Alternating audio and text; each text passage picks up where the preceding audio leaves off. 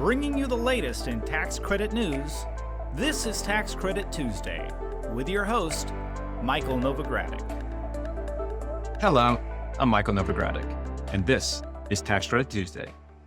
This is the November 15th, 2022 podcast. We're recording this podcast on Monday evening, November 14th, 2022. Election results keep coming in, so we wanted you to know that this is being recorded the evening before posting. So if there's any new developments on Tuesday morning, you'll know that we didn't know about them yet. So it has been a week since the national midterm elections, but it wasn't until yesterday, Sunday, that we learned from which party the control of the Senate would reside. And that's the Democratic Party. And there are still a sufficient number of unsettled races in the House of Representatives that we don't know yet for which party the next speaker will be selected. Now, regarding the Senate, as we record this Monday evening, the Democratic caucus has retained at least 50 seats, such that the Senate will stay under Democratic control. Now, the Democrats could expand their control to 51 should they win the December runoff in Georgia. Regarding the House of Representatives, depending on the source you reference, Republicans have locked down about 212 of the 218 seats needed to control the House of Representatives. The Democratic Party has control of about 204, which means there are about 19 seats where the results are still outstanding. Now, if you assume that Republicans ultimately win all of the seats that they're currently leading, they would reach 222 seats and take control of the House of Representatives. As those of you who have been closely following the election season already know, or those of you that have attended many of our conferences, these results are somewhat of a surprise. Going into last Tuesday's voting, there was widespread expectation that Republicans had momentum and were likely to take the House back by a solid margin and perhaps take back the Senate. That was partly because of economic issues and partly due to a long history of midterm elections going against the party of the sitting president. And while it's still more likely than not Republicans take control of the House, it does remain possible that the Democratic Party could win the House and thus hold on to both chambers. The outcome of the election is significant to all Americans, including stakeholders in the community development tax incentive space. Whether you're active in the low-income housing tax credit, private activity bonds, new markets tax credits, the historic tax credit, or opportunity zones, the makeup of Congress is very important to the chances of legislation that would expand or enhance those incentives, or even whether or not some of those incentives could be pared back, would be passed. Now, another area in which many podcast listeners are active is, of course, renewable and clean energy. While many legislative priorities of these stakeholders were enacted as part of the Inflation Reduction Act that became law in August, the makeup of the new Congress still will play a role in legislation that could further enhance these provisions. There's a lot happening, and things do continue to change by the day and sometimes by the hour. In today's podcast, we're going to address what we know, what is undecided, and possible repercussions of different outcomes in the election. My guest is Peter Lawrence, Novogradac's Director of Public Policy and Government Relations. Peter has frequently joined me on the podcast to discuss legislation and other happenings in Washington, D.C. If you're a frequent listener to this podcast, you've heard Peter before. Peter works over a Washington, D.C. office and has his finger on the pulse of Congress and the rest of the federal government. He's an expert on affordable housing and has deep knowledge of community development, historic preservation, and renewable energy. In today's podcast, Peter and I will start with the discussion of what leadership in the Senate will look like, as well as what leadership in the House, albeit there, we'll discuss what leadership would look like under different outcomes, by which I mean whether the Republican or Democratic Party has the majority in the lower chamber. We'll also discuss both the leadership positions in the Senate and the House, as well as the key tax writing committees. After that, Peter and I will talk about the upcoming lame duck session and how that's affected by the election results. Peter will share what community development tax incentive provisions could be included in year-end legislation and what the timing might be. Following that, we'll take a broader view of when a major tax bill could be next considered and how the 2024 election might play into that.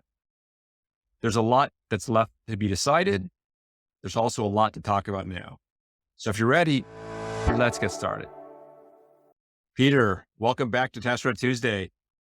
Thanks, Mike. It's a privilege to be back. So before we dive into some of the details and repercussions of last week's election and the ongoing vote counting, it's not really like the election's ended yet. If you could share with our audience some of your overarching thoughts or impressions of the results so far before we get into more specifics. Well, as you mentioned, Mike, the election was a bit of a surprise. The Republicans were expected to have a red wave election where 15 to 25 seats would change hands and the House Republicans would have a solid majority and potentially gain majority in the Senate as well, unifying control of Congress and providing a clear contrast with President Biden for the next 2 years. That did not happen. And the fact it did not happen, as Democrats are perceived to have overachieved in the election, does scramble the political landscape and means that there is not going to be a clear mandate, or at least as not as clear a mandate as people thought there would be for changing policies in the upcoming Congress. So we're up for, I think, a very tumultuous lame duck session, and for the next coming year, coming Congress as well. I think a very unsettled political landscape. So thank you for that. And now we can delve into some specifics. And let's start with the House Representatives.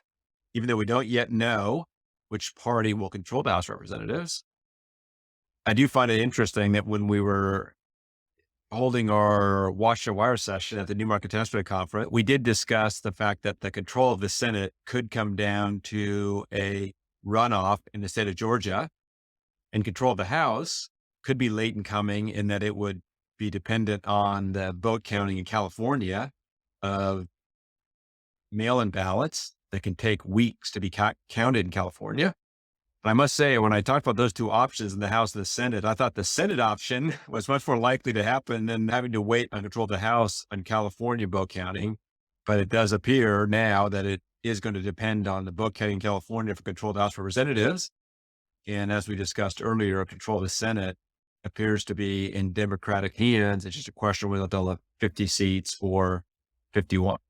And as most of our listeners know, they have 50 seats in the Senate because the Democratic Party controls the vice presidency. That's a tie-breaking vote, so that's effective control.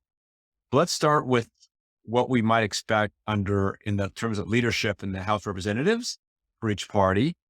And since it does appear the Republicans will ultimately win control of the House, let's start with them. Great. Yeah. So today, the House Republican Conference is going to have a private ballot vote for the leader of the House Republicans. And it is largely expected that Kevin McCarthy from California will win that vote.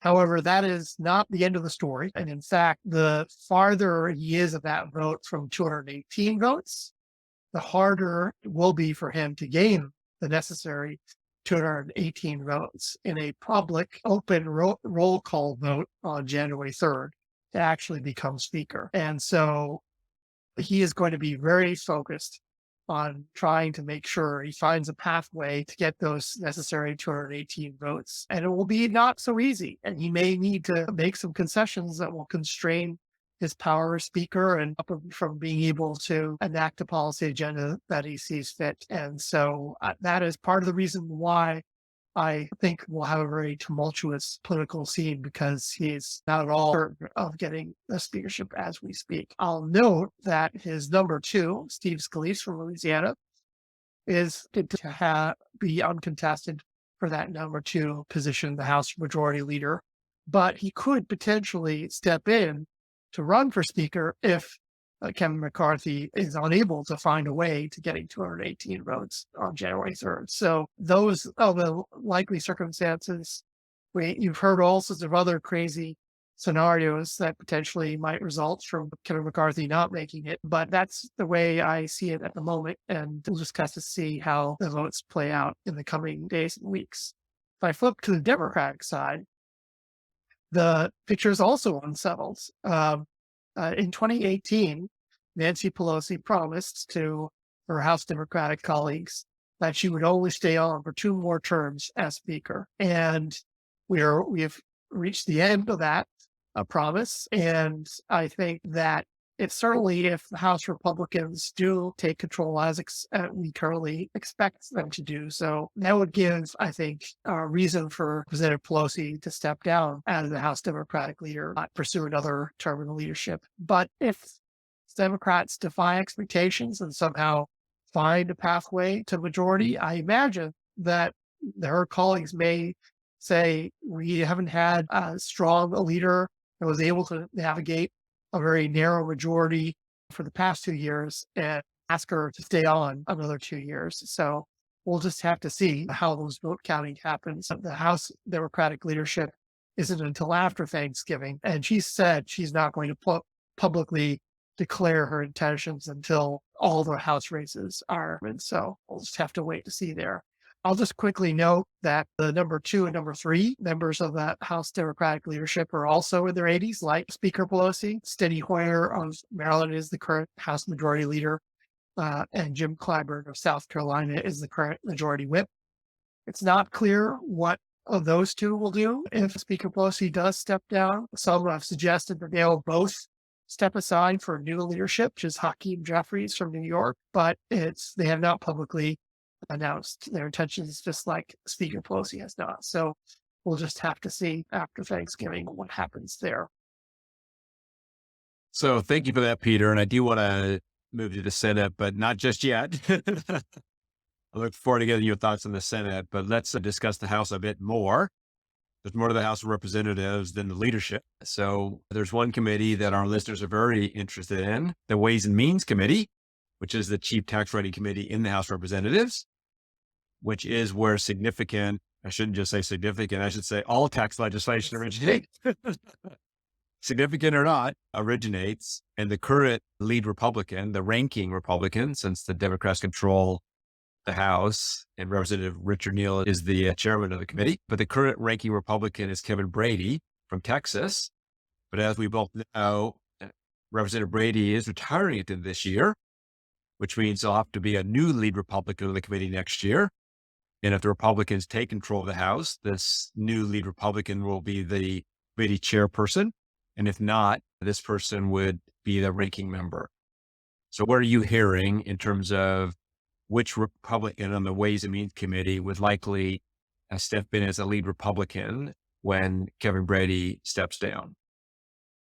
So we know there are 3 main candidates, all of which are current senior members of the Ways and Means Committee. There is Jason Smith from southeastern Missouri. There is also Vernon Buchanan from the Gulf Coast area of Florida. And then there is Adrienne Smith from western Nebraska. And first, of course, there still needs to be the leadership elections. That's the first step in the process, because the leadership elections will determine who is on the Republican Steering Committee, which makes committee decisions.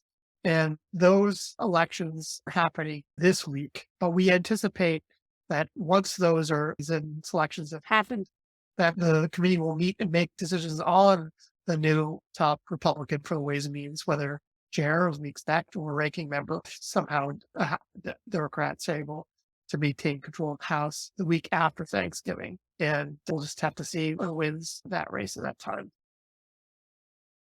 So you mentioned 3 candidates. And maybe you could share what we know about how each of those candidates line up with respect to support of the low-income housing tax credit, the new markets tax credit, the historic tax credit, and opportunity zones. I do remember when I testified in front of the Ways and Means Committee last year, I did get a question from Representative Adrienne Smith on tax incentives, but share your thoughts on what we know about each of their support for these various tax incentives. Sure. So I'll start with Jason Smith, because he has the most consistent support across all the various community development tax incentives. He is a co-sponsor of the Affordable Housing Credit Improvement Act, which would enact, improvements, enhancements to the low-income housing tax credit. He's a co-sponsor of the New Markets Tax Credit Extension Act, which would make New Markets credit permanent, and a few other policy changes, such as annual inflation adjustments, and the ability to take New Markets against alternative minimum tax liability. He is also a co-sponsor of the Historic Tax Credit Growth and Opportunity Act, which is the broadly supported historic tax credit legislation. And last, he also was a co-sponsor of the Opportunity Zones legislation in the last Congress. He hasn't returned to the bill this Congress yet, but he has that record of support for that. So he clearly, amongst the three candidates, has the most public support for the community development tax incentives. Representative Buchanan is also a co-sponsor of the Affordable Housing Credit Improvement Act and the New Markets Permanent Bill, but hasn't gone on the other tax incentive bill legislations yet. And then, as you mentioned, Adrian Smith, he is not a co-sponsor on any of the community development tax incentives, but has been engaged with you in that hearing and has supported efforts on community developments more behind the scenes in the past. So before we get to the Senate, I will ask you to briefly, we don't have time to go into much detail, but if you could also share with our listeners who we expect to be the lead Republicans on some other key committees, namely the House Financial Services, House Appropriations Committee, actually just those two committees, House Financial Services and House Appropriations Committees. And maybe you can remind our listeners who the Democratic leads are, which I don't believe we expect any notable changes. For these committees, we expect the leaders will just change the gavels. So for the House Financial Services Committee, which is currently led by Maxine Waters from Los Angeles, California, she would hand the gavel over to Patrick McHenry from North Carolina. And then similarly for the House Appropriations Committee, we expect current chair Rosa DeLauro from Connecticut to hand the gavel over to Kay Granger from Texas. And so, the Financial Services Committee, of course, has jurisdiction over the HUD programs and banking legislation like Community Reinvestment Act. So that is a key committee we follow. And of course, the appropriations spending committees handle the annual spending bills, determine funding for all the federal agencies. And so those are two committees we also follow. Great. Thank you for that. So now let's turn to the Senate. And this time I'm going to ask you to reverse the order. We're not going to talk about Republicans first. The Democrats have retained control of the Senate. So what do you expect to see in terms of leadership of both the entire Senate, as well as the key committees, which are namely tax, banking, and appropriations? And of course, by tax, I mean Senate Finance Committee, but then also the banking and appropriations committees. So yes, we expect that Senator Chuck Schumer, who was reelected, to also continue as Senate Majority Leader for the next 2 years. And he will be assisted by Dick Durbin from Illinois as the Majority Whip. Moving to the committees, we expect a newly reelected Ron Wyden from Oregon to continue as Finance Chair. And he is, of course, an original lead co-sponsor of the Affordable Housing Credit Improvement Act. And we expect him to continue to press the housing agenda very much. The other committees that we follow, that the leadership is also expected to continue, is Senator Sherrod Brown from Ohio is expected to continue to be the Senate Banking Committee Chair. And like Maxine Waters his committee handles the HUD authorization legislation as well as banking legislation. And on this Appropriations Committee, we'll see entirely new leadership because both the Democratic and Republican leads are retiring. Pat Leahy, the current chair, and Dick Shelby from Alabama are both retiring. And therefore, Patty Murray, who was just reelected for a new term, will take the gavel from Pat Leahy. And Susan Collins, who has been the long-standing top Republican for the HUD subcommittee, will take the full committee gavel, or full committee leadership position, rather, for the Republicans. So that's we'll see a little bit slightly different leadership there. In fact, sort of a little interesting point. It will be the first time in the history that all 4 appropriation leads are women, and we'll see how that may change policy going forward.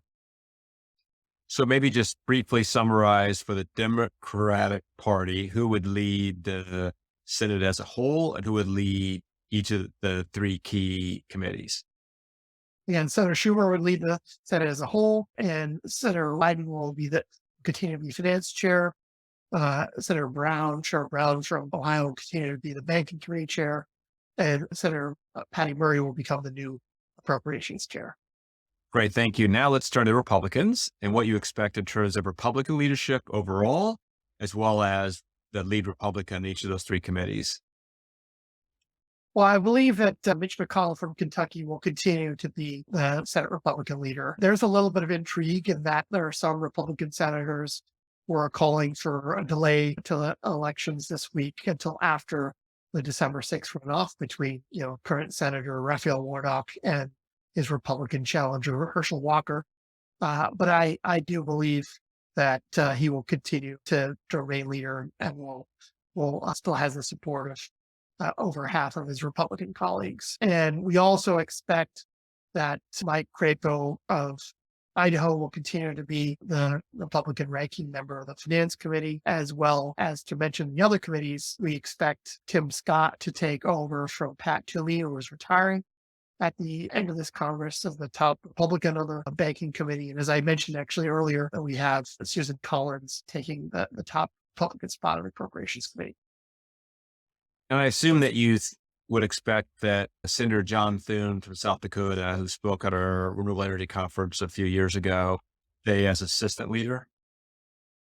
Yes, I do. I do anticipate that to happen. You have a term limit for leaderships, but we don't anticipate that change. So in terms of the Senate Finance Committee, we know that Chairman Wyden is a strong supporter of the local living tax credit, the new market tax credit, store tax credit, and the like. What can you share about Senator Crapo's support of various tax incentives?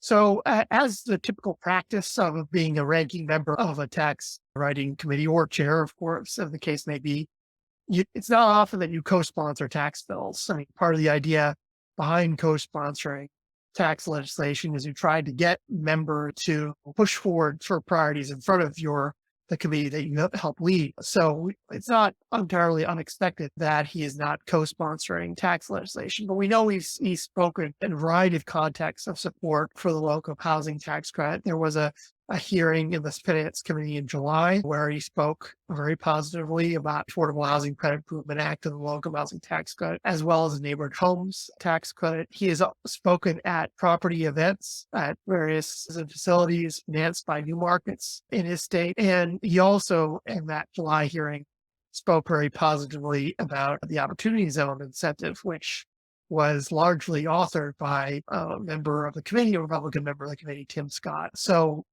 we know he's got a pretty strong record support on the committee to all the tax incentives. So thank you for all of those insights, Peter. And I do want to get your thoughts about 2023 and 2024, what this new Congress, once we know who controls the House, what could mean once this current session is over. But this current session isn't over yet. So before we talk about goals for next year and the year after, there are some significant pieces of must-pass legislation. And I say must pass in terms of must pass before the end of the year. And some of these pieces of must pass legislation could be a vehicle to carry legislation that would move forth and help us achieve some of our community development goals, or at least our legislative goals. If you could share with our listeners the main items that Congress has on its to-do list this year and when we expect them. Then after you do that, I want to ask you what the chances are of us getting some of our legislative goals accomplished this year. So I do think, Mike, that the results of the election will help increase the chances of community development tax incentives. And I think the main sort of set of circumstances that would help us lead to that circumstance is that there are, I think, a decent chance, an increasing chance that there will be a full fiscal year omnibus spending bill considered the lame duck. And once that is on the floor consideration, it is a lot easier to add a tax bill to that. And so we do expect that there'll be discussions. Like the month of November will be focused on dealing with leadership issues, as we've talked already. But I think as soon as after Thanksgiving, attention will shift very much towards the substantive agenda. And I do believe that, especially with the retirement of the leadership of the Senate Appropriations Committee, with Satley and Dick Shelby wanting to leave on a positive note, that with their legacy items, that will mean we'll have an omnibus spending as a legislative vehicle for a tax legislation. And there are a number of, expiring tax provisions from 2021 and as well as 2022 that are Democratic and Republican priorities that will help foster a deal. And while some have suggested that, a change in leadership means that, some House Republicans may want to push to try to defer decisions until they're in power, I think this uncertainty that they're going to be dealing with a very narrow margin would lead them to try to clear the decks policies of the issues hanging over their head for the start of the new Congress. And so that's why I think that is, we're likely to have a substantive lame duck session. I'll just note also very quickly that if for whatever reason there isn't an omnibus spending bill, the other legislative vehicle we're keeping an eye on is the National Defense Authorization Act. That's an annual defense policy bill that Congress has passed 62 years in a row. And I don't anticipate that they're going to break that record this year. And while it typically has not been a vehicle for tax legislation, it has attracted a lot of things that have nothing to do with defense over the years, including especially sort of banking related legislation. So it's not inconceivable that that might end up being a vehicle in the case we don't have an omnibus. But I do think that we have a decent chance it's lame duck. That's definitely encouraging to hear. Let's talk now about some of our specific legislative goals. And by our, I mean the sort of broader community development community, depending upon which area our various listeners work in, they'll want one more than the other. But the items that are commonly discussed, and I think most effort is behind, would be an extension of the 12% increase in local tax credit annual allocations, which expired at the beginning of this year. There's also lowering the private activity bond financing threshold below 50%. There's also enacting a new neighborhood homes tax credit. There's also efforts to get permanence for the new markets tax credit. There's also the HTC GO Act, the Historic Tax Credit Act, that has a number of pieces to it that many in the Historic Preservation Committee would like to see enacted. And then, of course, there's the Opportunity Zones Impact Act, which also includes some reporting requirements for opportunity zones.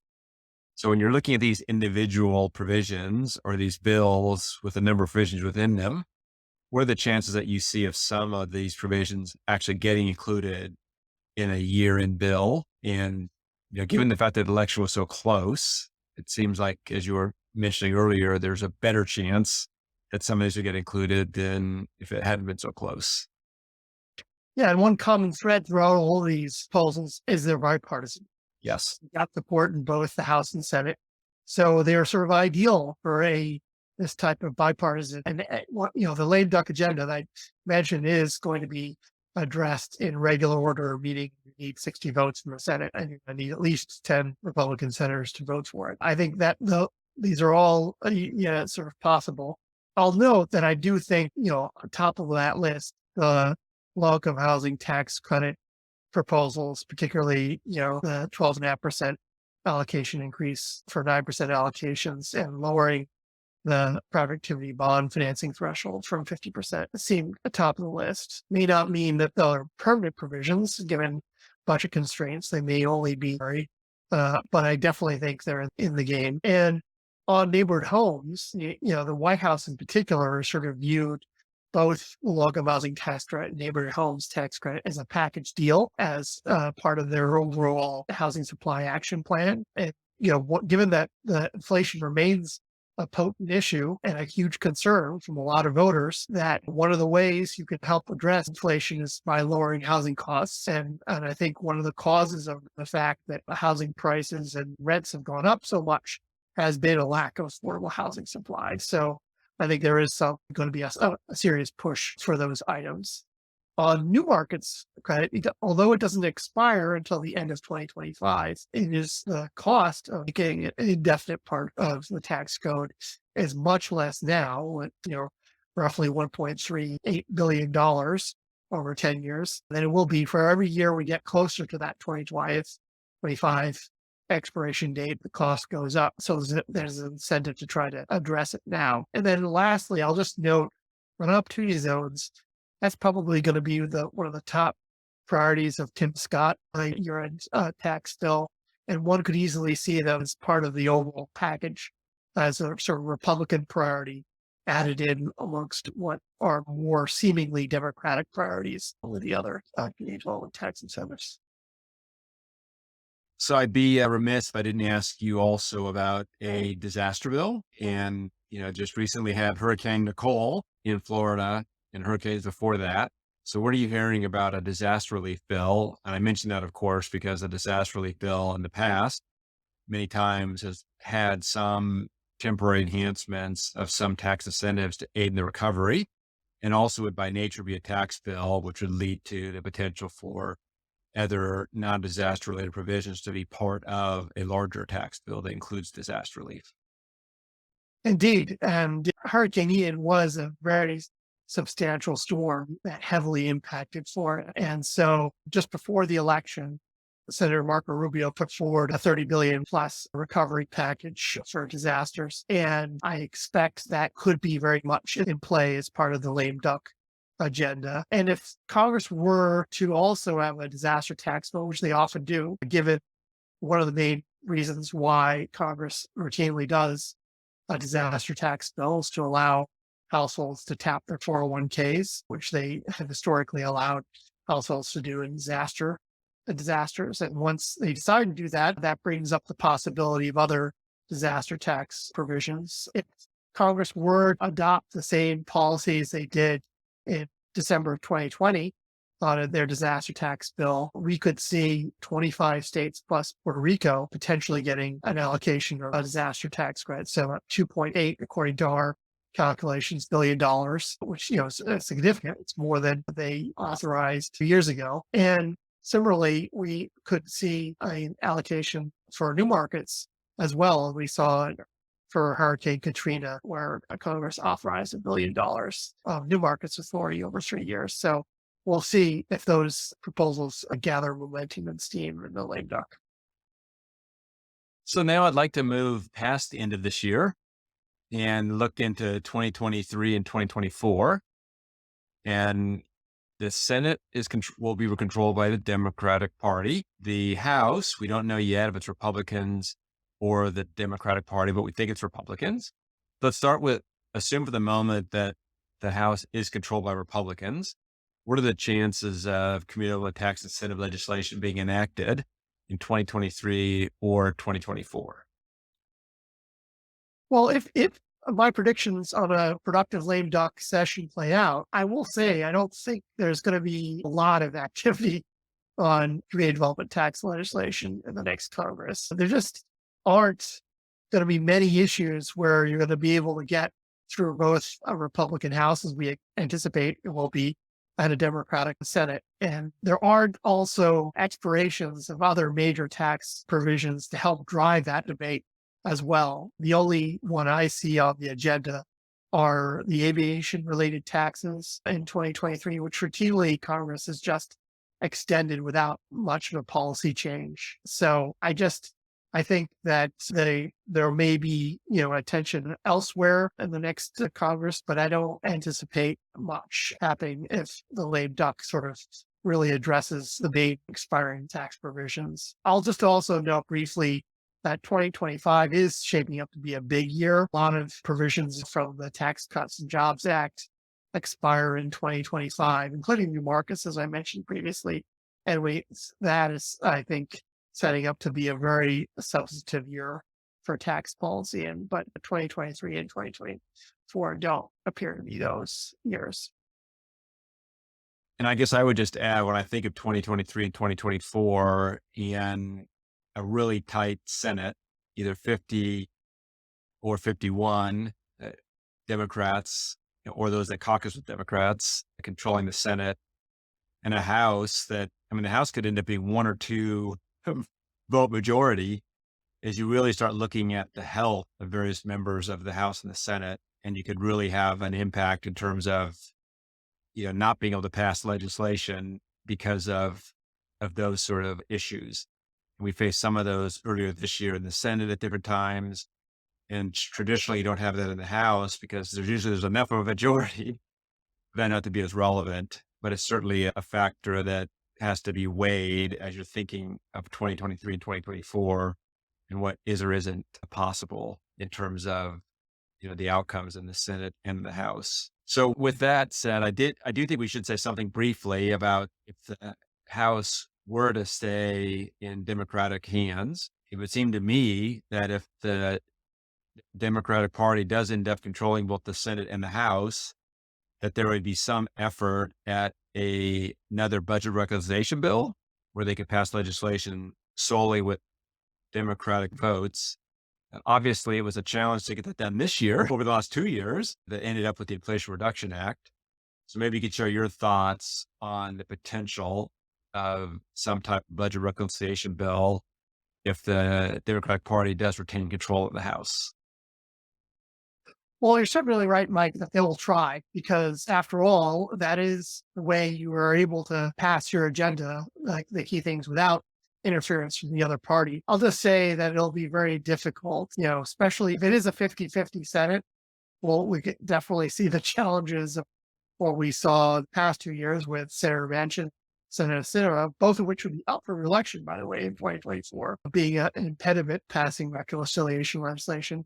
And then similarly, if you are, we're likely to have a very narrow situation if that somehow could defy expectations and retain control. And there are a number of House Democrats who are not an automatic yes for a reconciliation legislation. So I can imagine they will definitely try, but it may see how successful it will be.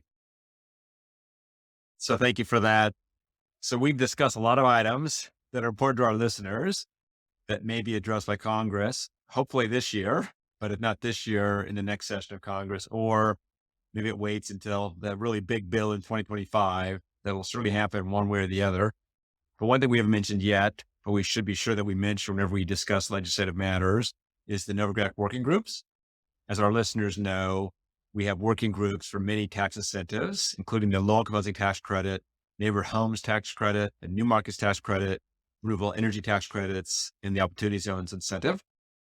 So this is a good time, Peter, if you could share some of the benefits to our listeners of being part of these groups, or maybe said differently, a listener who isn't in one or more of these working groups, what are the benefits of me joining?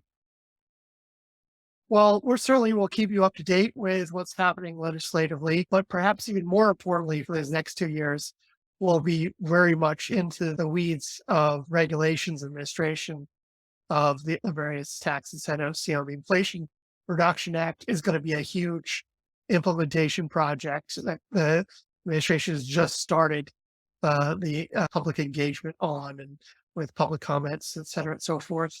And that's going to continue into next year. And there's a number of other, there are a number of provisions in the Affordable Housing Credit Improvement Act, which the administration could implement your regulations as well.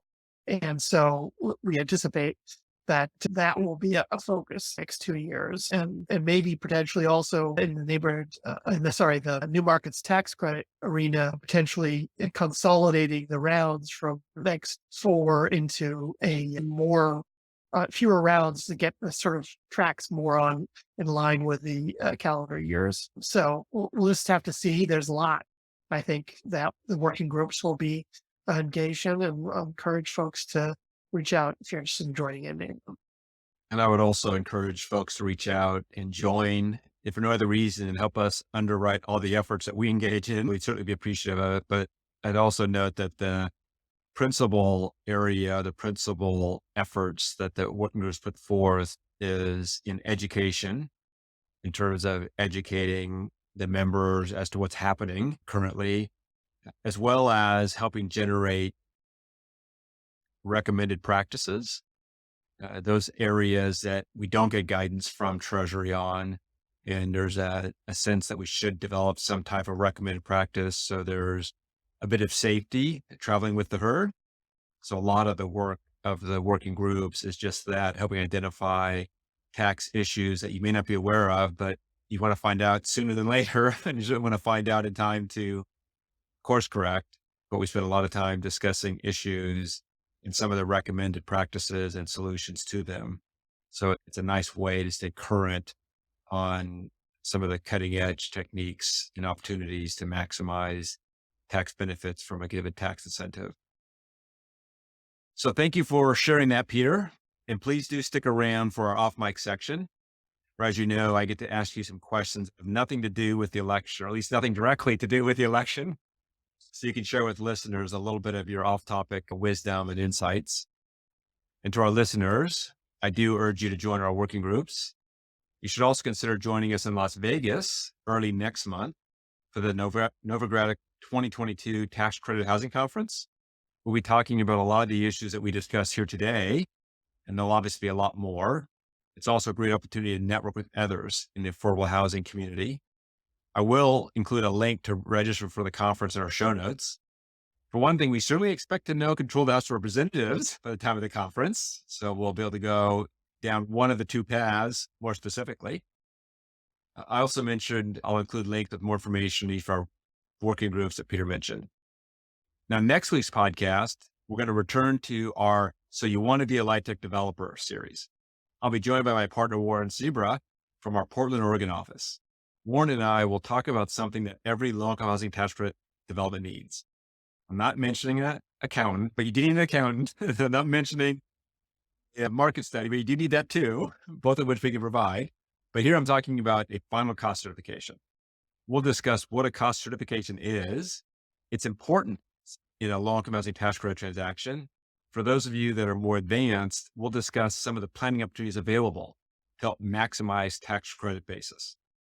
You can be sure that you're notified of next week's episode and each week's episode by following and subscribing to the Tax Credit Tuesday podcast. Go to www.novoco.com/podcast to subscribe to and stream the show on our website.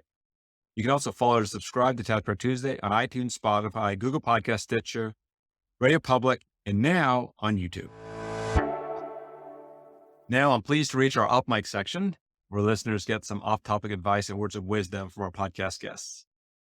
So Peter, the first question I'll ask you is, what advice would you give the 25-year-old version of yourself? So this is like you 2 or 3 years ago? Probably was. It's funny. I've been preparing for the podcast, Mike. I was trying to think, what was I like when I was 25? It feels sometimes a little hard to get back yourself into that space. Things were very different.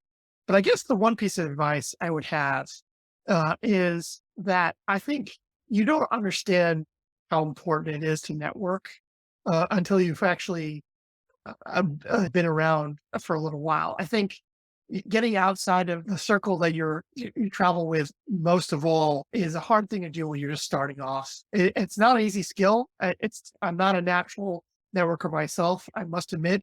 And it took me a while, but I've really gotten to realize, because that when you make relationships outside of your usual circle, I think it broadens your perspective. It enables you to achieve things I think you normally cannot do by yourself, and opens up, I think, a lot more career opportunities the more so you do that. So I would have told myself, get out there, get out and network with other like-minded colleagues in the policy space, because I think I didn't do a good enough job of that when I was 25. I love that advice. You never have too many friends, and you always have too many enemies, no matter how many you have of either. And I think the networking advice is very good. I'd also note that it's not just networking with those that have more experience and all the rest. It's also networking and staying in contact with your peers. Because when you're 25, at least for me, I wasn't thinking so much about when I'm 25. Fast forward 20 years, well, all my peers are going to be in different places and all the rest. So it's definitely good to be networking among your peers and just networking at all levels. Really. Yeah, and if I could just add a little bit on that point, one of the great opportunities I had early in my career was as a presidential management fellow, and that really was that I think helped enable me to network, because we all were relatively similar aged, most of us coming out of grad school. A whole wide variety of areas of the federal government. And we had regular opportunities to meet and discuss and see how we're all dealing with the challenges of starting a career in the federal government. And so that was a great opportunity that helped me understand the power of networking and why it's valuable. That's a great example. So my second question, I'll only bother you with two today. You work in an area where things are constantly changing. As I noted even earlier in the podcast, sometimes hourly. What general advice do you have for listeners who want to stay updated? They're in a position where things frequently change. And that's, of course, beyond listening to this podcast every week. But what are some of your tips on staying current and not just, and I would say staying current in areas that are relevant versus staying current in areas that get stale quickly? Yeah, that can be a challenge because people often follow rabbit holes and not necessarily stay focused on the North Star. What are your real policy priorities going forward? And it can be a challenge in the policy arena because some things often, big changes often take some time. And it's easy to get distracted by the controversies of the day. And I think to me, what I might sort of general advice is that you always want to be able to, despite what's maybe happening elsewhere outside of you, be making sure you always are making progress on some key aspects of what you're trying to achieve. Take those measurable steps on a regular basis. And you may not necessarily see fruit of that labor right way, but it'll pay off when the opportunity does present itself. I mean, on the one way I think about it, and to sort of bring it back to the subject of this podcast is, we've been anticipating that there could be activity in this lame duck for a long time. And we've been taking, the steps and the blocking and tackling to get, co-sponsors on the legislation. So we're prepared for this opportunity where we have the best we can. And, you may be dealing with 1 week with some political controversy or another, but if you make those blocking, tackling steps over the course of time, that puts you in a good position for opportunities that present themselves like we have right now. I think that's a great advice. It's trying to filter the incoming by what helps you reach the North Star. I also like to look at things myself personally and say, is this going to matter in a day? Is this going to matter in a week? Is this going to matter in a month? Is this going to matter, in a year? And try to bucket things in that way and try to be more focused on the things that'll matter in a year or longer, or depending upon the issue at hand and which goal you're striving for. Obviously, the efforts to achieve something in a lame duck session, you'll say, well, a year from now, if we're successful, it'll matter. A year from now, if we're not successful, it won't. But we have to stay focused on getting something done in the lame duck session. But even then, a lot of what you work on to get accomplished in the lame duck session, not successful, you've advanced the ball for next year. Exactly. Absolutely. And I would say the Inflation Reduction Act didn't have a lot with respect to affordable housing, but it did have a number of provisions.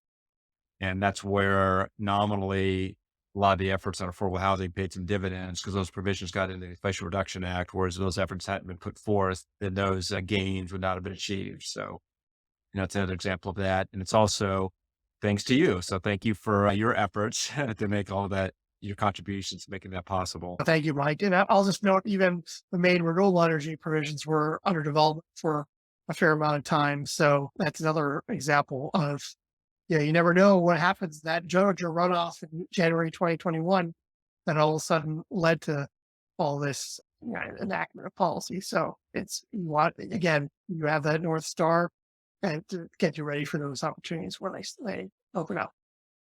So thank you again, Peter. And to our listeners, I'm Mike Novogradac. Thanks for listening.